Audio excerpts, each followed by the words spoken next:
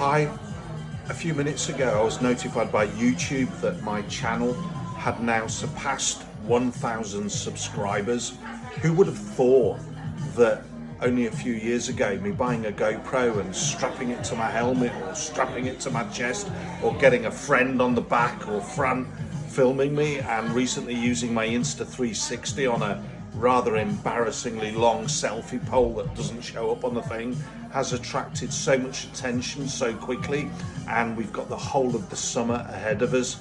Thank you to those people that have visited my channel, thank you to those that have subscribed, and thank you for those that have put comments on the bottom. I've always been a little bit afraid of receiving feedback for my videos, but some of those comments have suggested new ideas and new ideas for filming and new subjects, so I'm going to take that on board. But here's to everybody that has found confidence in subscribing to this crazy Yorkshireman's YouTube channel. Thanks for watching.